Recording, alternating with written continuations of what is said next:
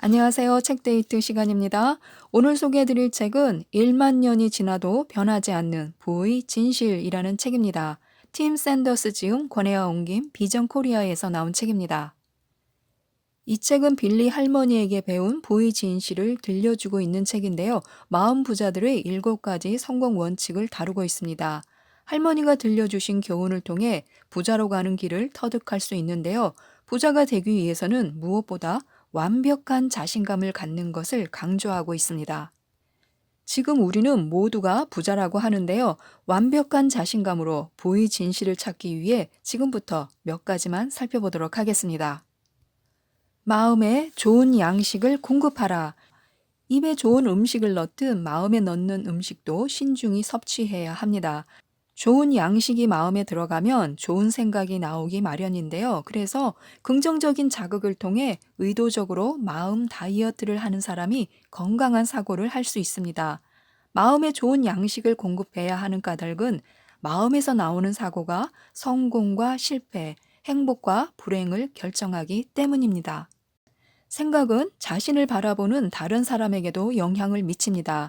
자신의 생각에 따라 다른 사람의 생각이나 반응도 달라질 수 있기 때문인데요. 더 나아가서는 자신의 자아에 영향을 미칩니다. 생각과 그 생각에 따라 나타나는 감정이 자신 밖으로 드러나기 때문에요. 우리는 생각을 비밀로 지킬 수 있다고 여깁니다. 하지만 그럴 수 없습니다. 생각은 빠르게 습관으로 구체화되고 습관은 삶으로 굳어집니다. 마음에 좋은 양식을 쌓기 위한 비결. 앞으로 몇 주 동안 자신이 읽고 듣고 시청하는 모든 것을 기록하는 것입니다. 마음속으로 들어가는 모든 것에 대해서 그것의 출처와 작가, 태도 등을 기록하는 것인데요. 얼마나 시간을 들였는지도 기록해야 합니다. 만나는 사람에 대해서도 똑같이 기록하고 그들의 이름이나 태도, 또 같이 보낸 시간을 적어야 합니다. 또한 업무와 관련 없는 인터넷을 하며 보낸 시간도 적어야 하고요. 그동안 내가 소비한 것들을 한번 살펴보면서 부정적이거나 쓸데없는 정보와 영향력에 동그라미를 치고 긍정적이거나 유용한 것에는 밑줄을 그어보는 것입니다. 만약에 밑줄 그은 것보다 동그라미 친 것이 더 많다면 나쁜 음식들을 줄이기 위해서 노력해야 합니다. 이렇게 기록을 반복하다 보면은 습관을 통제할 수 있게 됩니다. 내면의 대화를 끝내라. 결정이란 다른 모든 선택지나 대안을 잘라내는 것을 말합니다. 일단 결정하면 실행 외에는 다른 생각을 할 필요가 없습니다.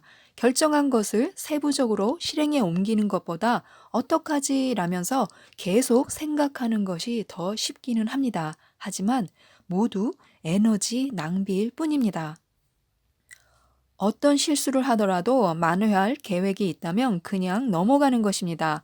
껍데기는 버리는 것인데요. 그렇기 때문에 껍데기는 더 생각할 필요도 없습니다. 요점은 과거의 실수에 얽매일 필요가 없다는 것인데요. 우리는 그냥 전진하면 됩니다. 말의 힘을 믿어라. 우리가 사용하는 단어는 대화 상대에게도 영향을 미치는데요. 말투와 분위기에 영향을 주고 궁극적으로는 현실을 인식하는 데에도 영향을 미칩니다. 지속적으로 부정적인 말을 하면 다른 사람의 에너지와 활력까지 떨어뜨릴 수 있습니다. 언젠가 자신에게 성공이 찾아올 거라고 말하는 것, 가령 언젠가 나는 사람들의 인정을 받고 승진할 거야 라는 생각 역시 얼마간의 운을 기대하며 하는 말입니다. 언젠가라는 단어는 미래를 불가사의한 세계로 만드는데요. 미래의 성공에 대해 말하고 싶다면 원인과 결과를 따져서 말해야 합니다. 목표를 달성하면 나는 승진할 수 있을 거야. 이렇게 말하는 것이 자신감 있는 말투입니다. 긍정적인 어투로 말하라. 만약 자신이 대화를 시작하는 주체라면 긍정적인 대답을 이끄는 질문을 던져야 합니다. 좋은 소식 있어? 이렇게 말이죠. 어떤 문제에 관해 대화를 할 때는 그 대화가 해결책을 찾는 방향으로 이어지게 해야 합니다. 문제에 대해 투덜거리는 것은 다른 사람은 물론이고 자기 마음의 고통을 확대하는 것입니다. 문제에 대해 비난하거나 잘못을 따지는 대화는 과거에 얽매이게 해서 진전을 보일 수가 없습니다. 협력자가 되라. 우리는 대화에서 대화의 방향을 결정하는 역할을 할 수 있습니다. 꿈을 짓밟는 그런 사람이 되지 말고 아이디어를 떠올리게 하는 사람이 돼야 합니다. 또한 상대방을 깎아내리는 사람이 되지 말고 동반자가 되어야 합니다. 가능한 한 협력자가 되어야 합니다. 감사의 근육을 단련시켜라. 누군가 또는 무엇이 긍정적인 생각을 하게 한다면 그것은 감사의 목록에 넣어둘만 합니다. 자신을 웃게 하는 모든 것에 관심을 두고 감사해야 할 무언가가 있음을 알아야 합니다. 이런 감사의 조건을 적극적으로 찾는다면 고마움을 느끼게 하는 것들의 문턱은 낮아집니다. 아주 작은 떨림 또는 사소한 기쁨을 알아보는 방법을 배우고 이런 것들을 자신이 감사해야 할 이유에 추가시켜야 합니다. 특히 감사 목록을 더 풍성하게 만들려면 감사할 이유를 찾아야 합니다. 판에 박힌 일상의 변화를 주는 것인데요. 언제나 들렀던 상점이 아닌 다른 곳에서 물건을 사거나 아니면 평소 다니지 않던 길이나 다른 교통편을 이용해 보는 것도 좋습니다. 일상적인 경험에 약간의 변화를 주면 판에 박힌 생활에 묻혀 살 때는 잘 보이지 않았던 감사의 길이 새롭게 나타날 수 있습니다. 감사 표현하기. 감사하다고 말하는 것은 감사의 대상에겐 보상이 될 뿐 아니라 곁에 있는 사람에게도 감동을 줍니다. 감사를 마음속에 가두지 말아야 하는데요. 감사하는 감정을 나눌 때 다른 사람은 물론 자기 자신에게도 긍정적인 기운이 만들어집니다. 입 밖으로 표현하는 말에 마음속에 있는 생각이 영향을 받는 것인데요. 말이 우리의 믿음을 형성합니다. 자주 감사를 표현하는 사람은 그 마음에서 저절로 감사가 배어 나오기 때문입니다. 똑똑해져라. 진정 똑똑해지려면 자기 자신을 혹독하게 단련해야 합니다.